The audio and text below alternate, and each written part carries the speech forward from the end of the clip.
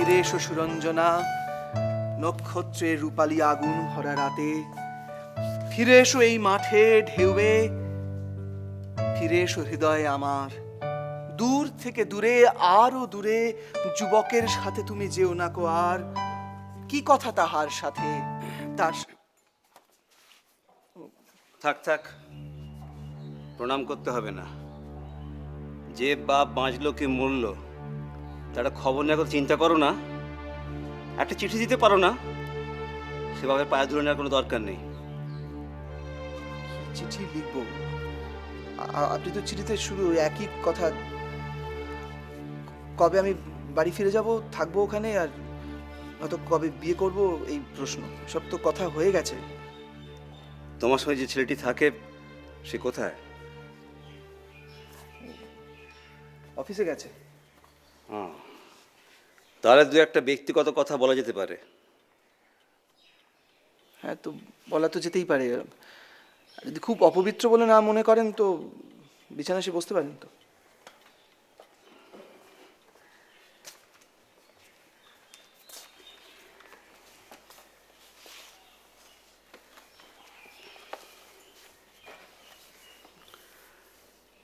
শরীরটা খুব একটা ভালো যাচ্ছে না, হাঁটতে গেলেই বুকে ব্যথা হয়। তো কলকাতায় এসছেন যখন, ভালো করে ডাক্তার দেখিয়ে নিন। আমার দু একজন চেনা ডাক্তার আছে, নিয়ে যাব। না, তোমার চেনা লাগবে না। আমার বন্ধু আছে, তার গৃহে আমি উঠেছি, সেই সব ব্যবস্থা করবে। তোমায় শুধু অন্য একটা কথা বলতে এসেছি আমি। দেশে ফিরে যাওয়ার বিয়ে, এই দুটো বাদ দিয়ে অন্য কিছু কথা থাকলে বলতে পারেন। আগে বুঝিনি, এবার কলকাতায় এসে সব জানতে পারলাম খোঁজ খবর নিয়ে। কি জানতে পারলেন? তুমি যার পেছনে ঘুরঘুর করছো সে তো কায়েত, তার বাপের নাম অমূল্য চন্দ। হ্যাঁ, ঠিকই শুনেছেন। মেয়ে তো দেখলাম এমন কিছু রূপসী নয়, রঙও একটু চাপা। ও মেয়েটিকে দেখেওছেন? অবশ্যই, মেয়েটির নাম আরতি চন্দ, তার দাদা তোমার সঙ্গে এমএ পড়তো। তাহলে তো সব ঠিকই আছে। তা তুমি কি নিশ্চিত যে ওই মেয়েটিকে বিবাহ করবে? এখনো পর্যন্ত তো নিশ্চিত। তা খাওয়াবে কি? আশা করি ঘর জামাই থাকবে না। কথা দিতে পারছি না, হয়তো তাও থাকতে পারি। ছি ছি ছি ছি ছি ছি, একটা কুলাঙ্গার তুমি। মায়ের শেষ ইচ্ছের সম্মানটুকু জানালে না, আবার আবার ব্রাহ্মণের ছেলে হয়ে একটা তোমার তোমার মুখদর্শন করাও পাপ। শোনো, আজ থেকে তোমার সঙ্গে আমার সব সম্পর্ক শেষ। বাবা, আর কি হলো? বাবা, কি কষ্ট হচ্ছে? আপনি পাটা তুলুন এখানে।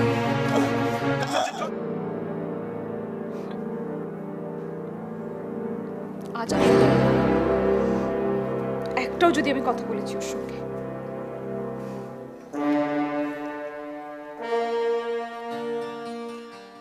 আরু, হ্যাঁ, পূর্ণেন্দু আজকে আসতে পারবে না। কেন দাদা? ওর বাবা এসেছিলেন ওর সঙ্গে দেখা করতে, হঠাৎ অসুস্থ হয়ে পড়েছেন, তাই পূর্ণেন্দু ওনাকে নিয়ে হসপিটালে ছুটেছে। ও, তা তোকে কি খবর দিল? নিরঞ্জন, আমার বন্ধু, ও তো ওই মেসেই থাকে, ওই একটু আগে ফোন করেছিল। তো কোন হাসপাতালে ভর্তি করা হলো? Medical college. আচ্ছা। না রে, আমি ওখানে একবার যাই, নিরঞ্জনরা ওখানে রয়েছে, যদি কোনো দরকার হয়। দাদা, আমি যাব তোর সঙ্গে। পাগল হয়েছিস তুই? ওখানে গিয়ে কি করবি? আরে কিছু করতে যদি নাও পারি, সান্ত্বনা তো দিতে পারবো। সেটা ও যখন এ বাড়িতে আসবে তখন দিস। আগ বাড়িয়ে হসপিটালে যাওয়াটা একটু বাড়াবাড়ি লাগবে। বাড়াবাড়ির কি আছে দাদা? সবাই তো জানে তার সঙ্গে আমার একটা সম্পর্ক তৈরি হয়েছে। হ্যাঁ, সেটা হয়তো জানে, কিন্তু সেটা জাহির করবার জন্য লোক দেখানো দরদের কোনো প্রয়োজন নেই। আমি চললাম।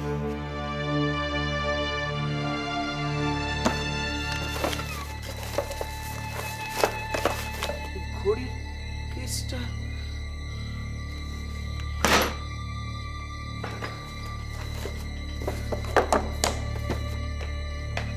এই জন্য আমি কারোর জিনিস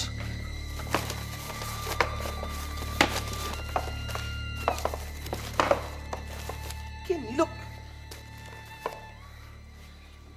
পূর্ণেন্দু, হ্যাঁ? কি কি করছিস? দেখ না, বাবা আমাকে রোল গোল্ডে ঘড়ি দিয়েছিল, ভালোই দাম হবে, ওটাকে বিক্রি করে কিছু টাকা আমি পেতে পারি এই মুহূর্তে।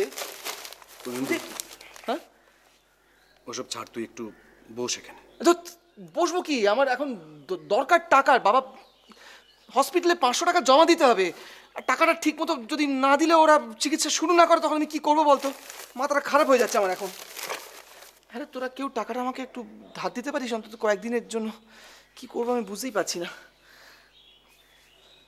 আচ্ছা, অরুণের সঙ্গে তো দেখালো কোথায়? ওই তো, ও হসপিটালে গিয়েছিল তখনই। ও, তা তোরা দুজনেই চলে এলি কেন? একজন থাকবি তো। ডাক্তারবাবু তখন বললো না যে এমার্জেন্সির সামনে একজন থাকতে? আমি টাকাটা জোগাড় করেই যাচ্ছি। শোন শোন পূর্ণেন্দু, কেন চলে এলাম তোকে বলছি, তুই একটু বস। না না, এখন বসার সময় নেই, কি বলবি বল। শোন, টাকাটার বোধহয় আর দরকার নেই। হ্যাঁ, কেন দরকার নেই কেন? আসলে মেসোমশাই এক্সপায়ার্ড।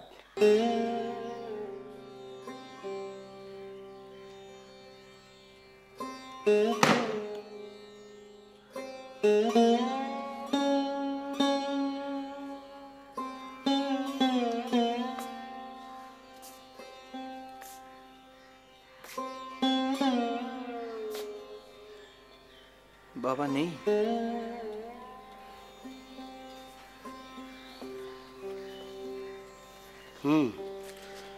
এই সন্ধে 6:30টার একটু পরেই অরুণ এলো, আর সঙ্গে সঙ্গে ওই কালো মতো নার্সটা এসে বলল যে মেসোমশাই আর আমার জন্য এরকম হলো? বাবা আমার উপর অভিমান করে? শোন শোন পূর্ণেন্দু, এখন এসব কথা ভেবে মন খারাপ করে কোনো লাভ নেই। দাহ করার একটা ব্যবস্থা করতে হবে তো। দাহ?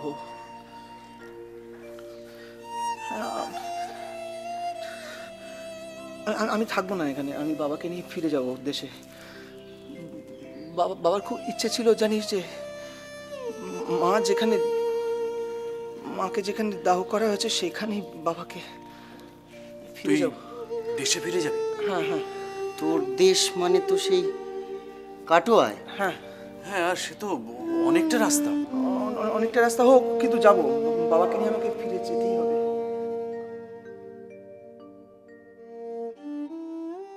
মিস্টার ব্যানার্জি, এই তো, আয় আয় আয় আয় আয়।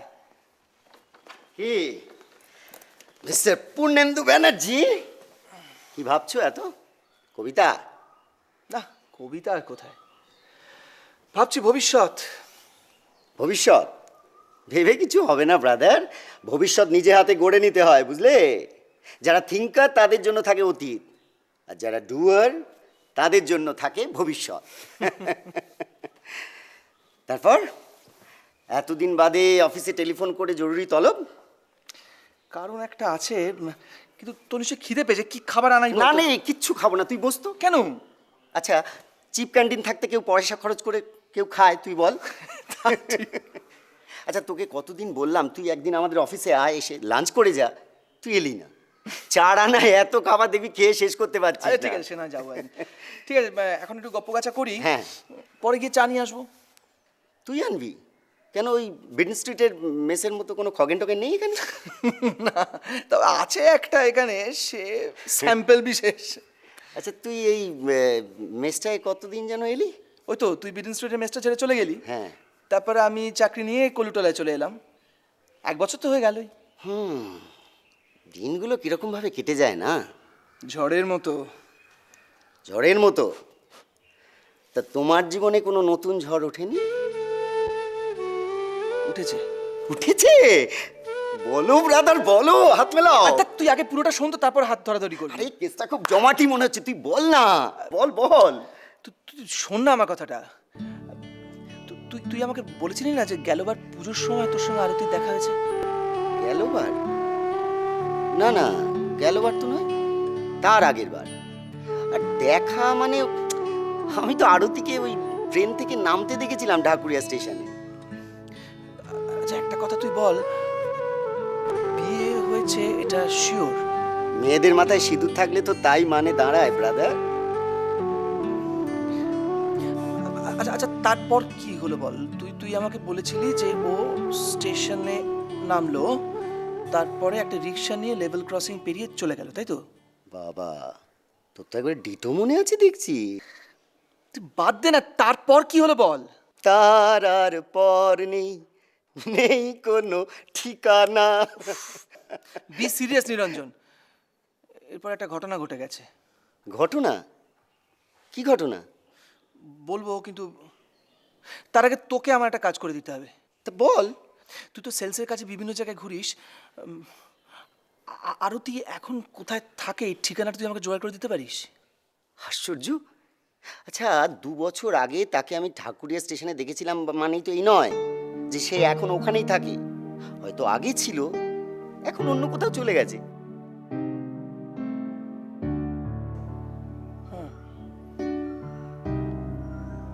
অরুণ কোথায় এখন? অরুণ?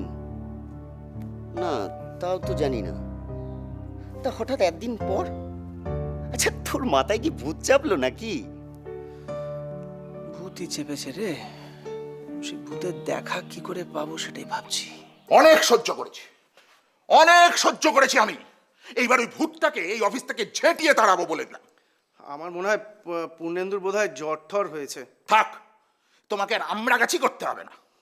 এখন চারদিকে সব ডেঙ্গু হচ্ছে না? এই তো কিছুদিন আগে আপনারই তো হয়েছিল আর কি। তুমি তুমি ওর সাথে আমার তুলনা করছো? দেখুন মনমতো বাবু, কার সঙ্গে কিসের তুলনা? আপনি হলেন মালিক। আহা, মালিক শ্রমিক কোনো কথা নয়, মালিক শ্রমিক কোনো কথা নয়। কথাটা হচ্ছে দায়িত্ববোধ। এই যে আমার যখন জ্বর হয়েছিল, আমি বিছানায় শুয়ে শুয়ে অফিসের সব খোঁজ খবর নিইনি? হ্যাঁ, তা নিয়েছিলেন আপনি। তাহলে তোমার সহকর্মীটি একটিবারের জন্য কোনো খোঁজ দিয়েছে? আজকে 2 দিন হয়ে 3 দিন হতে চললো, না একটা চিঠি না একটা ফোন। আজ অব্দি কোনো রকম কোনো যোগাযোগ সে করলো না। আচ্ছা, তাও যদি বুঝতাম তোমার মতন বেথা হয়েছে, একটা ব্যাচেলার ছেলে, তার এত কামাই করার কি আছে? আসুক কাল, আসুক কাল, একেবারে চাকরি নট করে বাড়ি পাঠিয়ে দেবো। এদিকে কাজের পাহাড় জমছে আর সে গায়ে হাওয়া লাগিয়ে ঘুরে বেড়াচ্ছে, আর তুমি তার জন্য যুক্তি খাড়া করছো। যত সব।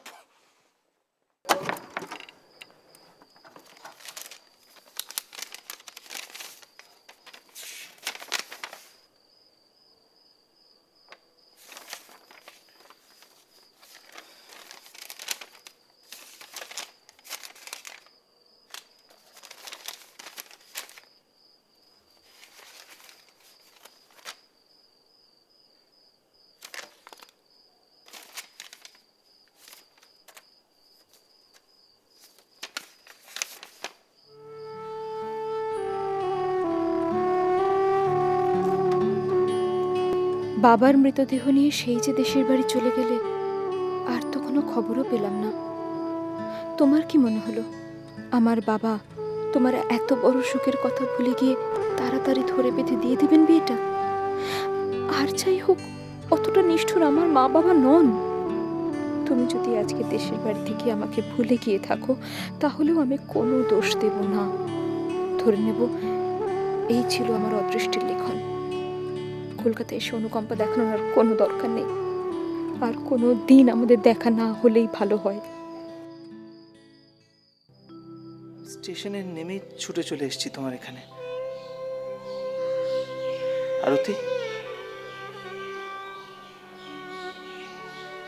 এ কি চেহারা হয়েছে তোমার? কেন? ঠিকই তো আছে। না, ঠিক নেই, ঠিক নেই। তুমি আয়না দেখেছো একবার নিজেকে? মাত্র 6 মাসের মধ্যে। 6টা মাস অনেক সময় 6 বছরের চেয়েও দুঃসহ হয়ে যায়। বুঝতে পারি আমি। আসলে বাবা মারা যাওয়ার পর আমাদের গ্রামের বাড়িতে গিয়ে জায়গা জমি সব বিক্রি করে। তোমার বাবার মৃত্যুটাই একমাত্র নয়, এই 6 মাসের মধ্যে আরো অনেক কিছু ঘটে গেছে। আরো অনেক কিছু? কি হয়েছে?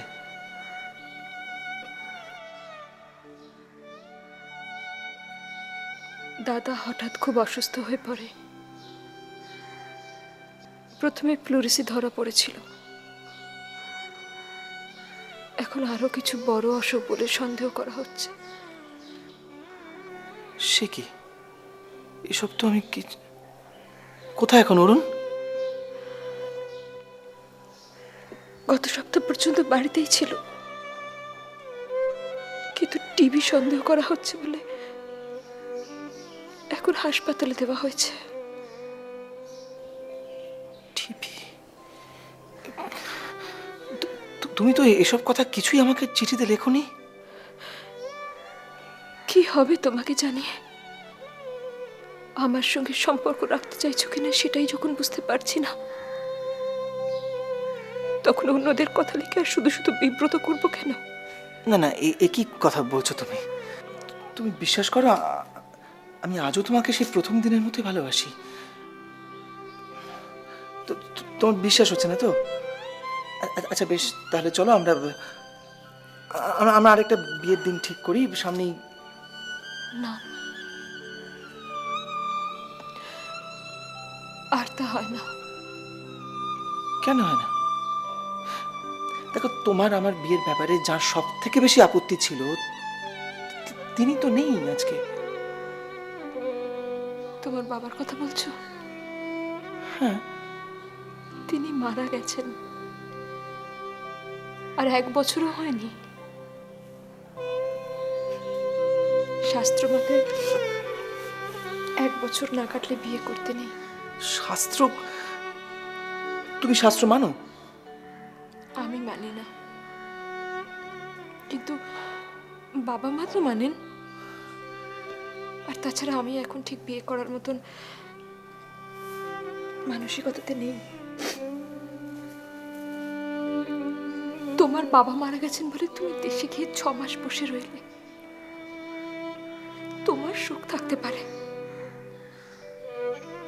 আমার থাকতে পারে না। আরতি, আরে আরু, তোর চেহারাটা কি হয়েছে একবার দেখেছিস তুই? কিচ্ছু হয়নি দাদা, সারাদিন রোদে রোদে ঘুরেছি, তাই বোধহয় একটু। কেন, কোথায় গিয়েছিলি? একটা স্কুলে চাকরির জন্য গিয়েছিলাম। তুই তুই চাকরি করবি? করতে তো হবে দাদা, না হলে সংসারটা চলবে কি করে? সত্যি, কোত্থেকে কি হয়ে গেল? কত সুখে ছিলাম আমরা। আমারই কথা ছিল চাকরি করে সবাইকে। ঠিক আছে দাদা, ঠিক আছে, ওসব নিয়ে ভাবতে হবে না তোকে। আগে বল তো কেমন আছিস? আজকে আর জ্বর এসেছিল? এই দাদা, কি হলো? চলে যা, চলে যা তুই এখান থেকে। আমার কাছে আর কখনো আসবি না। হঠাৎ এসব বলছিস কেন? তুই এখান থেকে পালিয়ে যা লক্ষ্মীটি, নাহলে 2 দিন পরে তুই অসুস্থ হয়ে পড়বি। না দাদা, আমার কিচ্ছু হবে না। কথায় বলে না, মেয়ে মানুষের জান কই মাছের প্রাণ। তাহলে তাহলে তুই বিয়েটা তাড়াতাড়ি সেরে ফেল।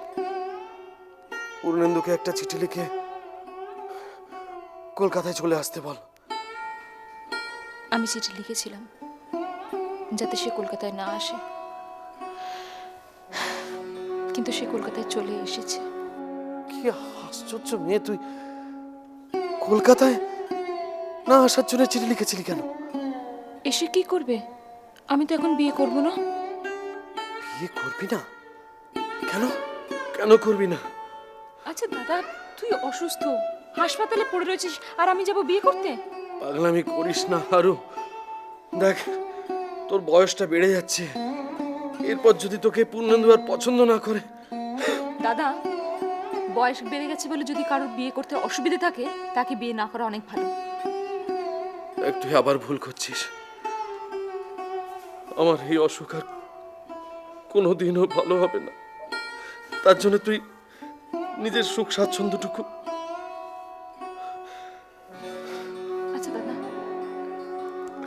আমি যদি বিয়ে না করে এইভাবে কাটিয়ে দিই, ক্ষতিটাই বা কি তাতে? তোরা যা পারিস কর।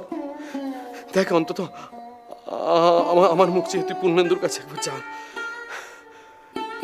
অনুষ্ঠানটা নয় পরে হবে, তোরা রেজিস্ট্রি ম্যারেজটা সেরে ফেল, তাতে অন্তত